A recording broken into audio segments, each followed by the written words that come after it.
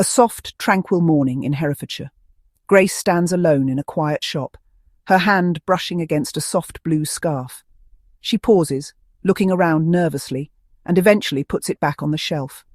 On the surface, Grace and Mark had a picture-perfect life, 30 years of marriage, a beautiful home in the countryside. But behind the serene exterior lay an unsettling truth. Mark controlled every aspect of their finances, leaving Grace feeling trapped. What happens when money is used as a weapon and love becomes a cage? This is the story of silent sabotage, and it begins in the small moments where control is exerted bit by bit. The morning sunlight spills through the sheer curtains, casting a golden hue over the pristine kitchen. The sound of butter sizzling on a pan, the clink of a teacup, the gentle scrape of a knife against toast, the ritual of domesticity, practiced and precise. Grace stands at the stove, carefully plating eggs and toast. She smooths out a stray crumb from the counter, then adjusts the silverware by just half an inch, making sure everything is perfect. The front door clicks shut. Mark steps in, his presence immediately shifting the energy of the room. He's dressed casual, in a white polo shirt and dark jeans, and laptop in hand, moving with the confidence of a man who owns everything in his orbit. Mark inhales deeply, stretching slightly, exuding ease. His eyes scan the room before settling on Grace. He steps toward her, pressing a quick, light kiss on her cheek, more habit than affection. Mark, a polished smile, effortless charm. You always make everything so perfect, Grace. Grace offers a small, automatic smile. She pours him tea, setting it by his plate. He sits, already flipping open his laptop. The click of keys begins, his mind already elsewhere. A beat of silence. Grace lingers beside him, teapot in hand. Grace, softly. More tea? Mark barely looks up, his fingers still moving over the keyboard. Mark, brisk, dismissive. Not now, Grace, I've got a lot on today. Grace pauses, the teapot hovering just an inch above his cup before she slowly lowers it. Her eyes flicker, just for a second, before she turns away, smoothing her hands down her apron, as if resetting herself. In the background, Mark's typing grows louder, drowning out the soft ticking of the kitchen clock. Grace carries the teapot back to the counter, setting it down just a little too firmly. The ceramic clinks sharply, a small but noticeable break in the morning's tranquility. Mark doesn't react. Grace glances out the kitchen window, a flicker of something unreadable in her eyes. The dining room is bathed in the warm glow of candlelight. The flicker of the flames casts soft shadows along the walls, creating the illusion of warmth, a false sense of intimacy. A jazz record hums softly in the background, just audible over the faint clinking of silverware. The table is perfectly set. White linen napkins, polished silver, wine poured into 2 elegant glasses. A meal plated with care, though the conversation sits heavier than the food. Grace slices into her chicken, but her movements are slow, hesitant. She's been waiting for the right moment. She glances up at Mark, who is already halfway through his meal, phone resting just beside his plate. The soft blue glow of his screen reflects in his wineglass. Grace, softly, careful not to sound confrontational. I was thinking, maybe we could go over the budget together sometime. She sets down her fork, clasping her hands in her lap, as if bracing for impact. Mark pauses mid-bite, raising his eyebrows just for a moment, before laughing lightly. Mark, smirking, shaking his head. Why stress yourself with that? It's not your thing, Grace. Well, maybe from now on it should be, retorts Grace. Mark stops cutting his food for half a second. A flicker of something. Annoyance? Surprise? He quickly covers it. He takes a sip of wine before going back to his food. She picks up her fork, but she doesn't eat. Instead, her fingers tighten around the silver handle. The candlelight flickers. The warmth of the room feels colder now. I used to think this was normal, that I just wasn't good with numbers, but maybe that's what he wants me to believe. Grace's grip on the fork subtly tightening. A flicker of something beneath the surface. Mark's hand casually resting on his phone, thumb hovering over the screen, not even fully engaged in the conversation. Mark leans back slightly in his chair, relaxed, completely unconcerned. Grace exhales just a little too sharply, shifting in her seat as if willing herself to drop it. Mark takes his wineglass, finishes the last sip, stands from the table and walks off. His phone is already in his hand before he's fully out of the room. The sound of his footsteps fades, the distant click of his office door shutting. Grace sits for a moment, staring at the space where he sat. She picks up her wine glass but doesn't drink. Instead, she gently swirls the wine, watching the deep red liquid move in slow circles. Her lips barely move as she whispers, "I am the righteousness of God in Christ." A pause, a breath. Then again, slightly firmer, "I am the righteousness of God in Christ." Her reflection in the candle-lit wineglass flickers as she repeats it, soft but resolute. She nods once to herself, as if grounding the words inside her. Mark's home office is dimly lit, illuminated only by the glow of his computer screen. The room is meticulously arranged, a space built for control, a leather chair, a heavy mahogany desk, perfectly aligned pens. The only sound is the soft clicking of his keyboard. Deliberate, calculated. A spreadsheet fills the screen, rows of figures shifting as he transfers funds between accounts with mechanical efficiency. The cursor hovers for a moment over Grace's name, a joint account that doesn't really belong to her. Click. Transfer denied. His lips curl slightly. A smirk. A habit. The reflection of numbers flickers in his eyes as he moves money elsewhere. Another account, another name. His fingers drum against the desk. He leans back, swirling the amber liquid in his whiskey glass. The ice clinks softly. A notification pops up on the screen. An auto payment from a grocery store. £15, a cookbook. His smirk fades. His jaw tightens. Flashback, the argument over the cookbook, the clatter of a book hitting the kitchen counter. Mark's voice, sharp, controlled, simmering just beneath a boil. "Mark, another one. Do you even know how much you're wasting? Every little purchase adds up, Grace." Grace stands at the sink, her back turned to him, shoulders hunched. The water runs, a silent buffer. She grips the edge of the counter, knuckles white. Grace, softly. "It was just £15. Mark steps closer, his shadow stretching over her. Mark laughs coldly, shaking his head. "That's the problem. You think it's just £15. But it's never just anything with you, is it?" Grace presses her lips together, blinking rapidly. Her hand moves instinctively to her wrist, rubbing at the skin where a bracelet used to be. Something she once bought for herself, something she returned. The tension coils between them. The smell of burnt toast lingers in the air. Mark picks up the cookbook, flipping through the pages. Mark, mocking, detached. "At least cook something decent from it." He tosses it back onto the counter. The sound echoes. Grace nods once, stiff, then turns off the water. She wipes her hands slowly, methodically, like erasing the moment itself. Back to present, Mark in his office. The screen goes dark as Mark slams the laptop shut.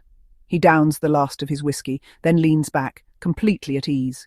Behind him, a safe sits in the corner, locked, the key tucked into his desk drawer. On his desk, the soft glow of a banking app notification. Transfer complete. Mark exhales, satisfied. Another move made, another safeguard in place. Somewhere in the house, Grace's footsteps echo faintly down the hall. Mark doesn't turn. He already knows she won't ask.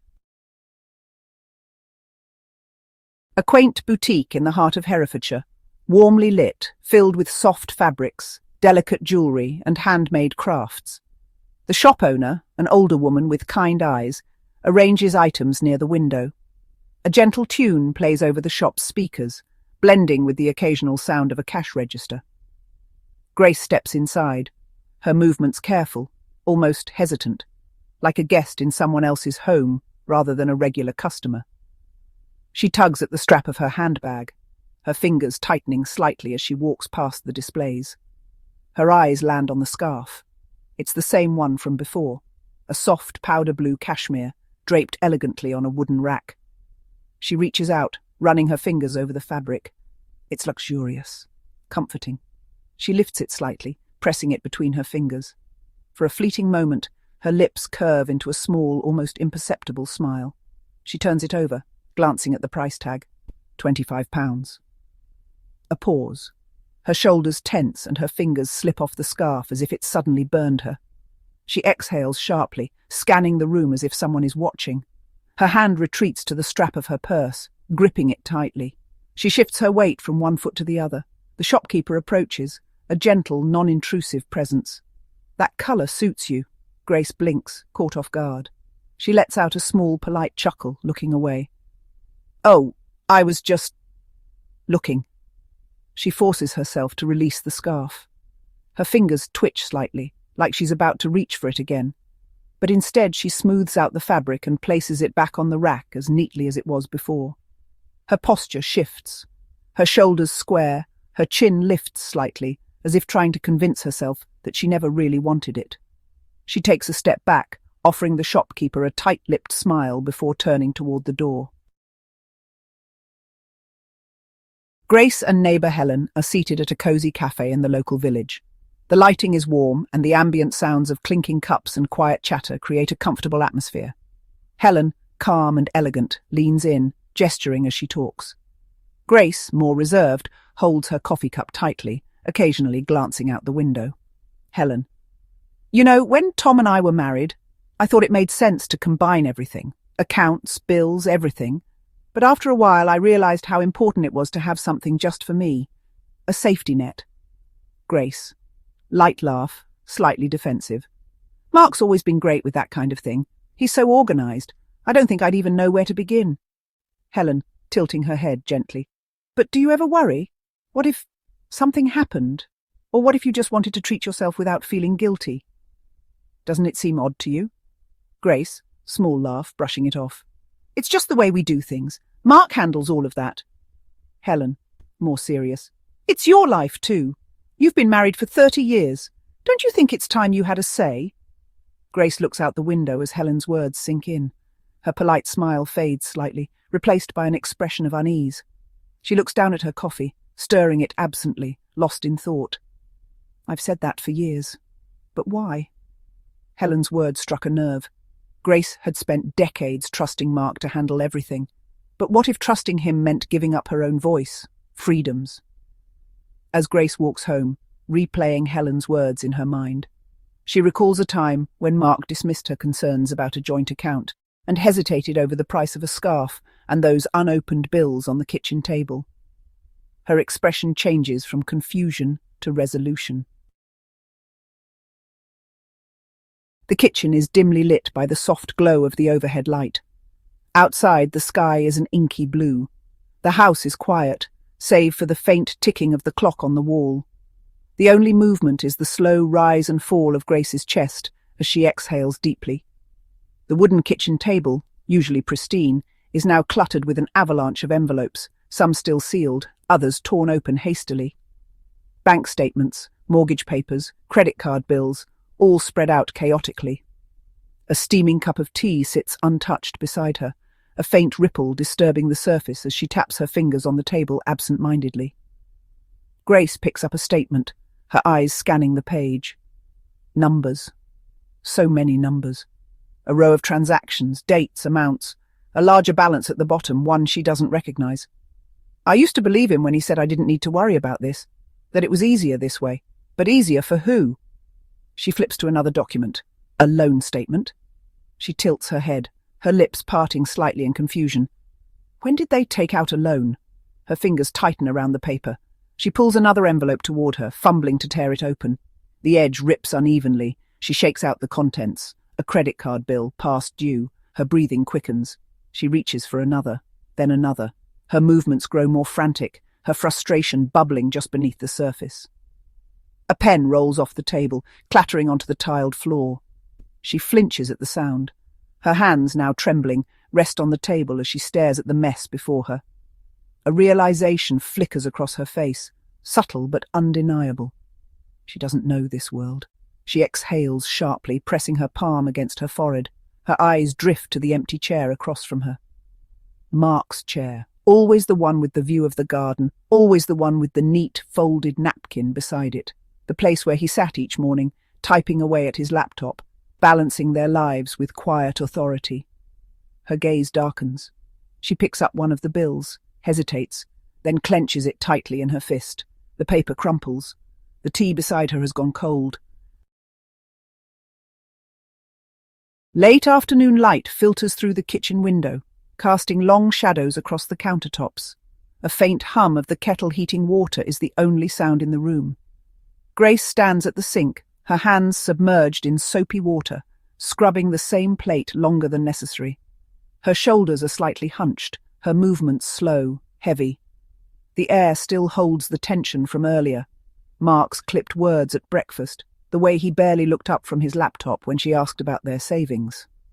The front door creaks open. The sound of footsteps, measured, deliberate. Then, rustling paper, the faint scent of fresh roses.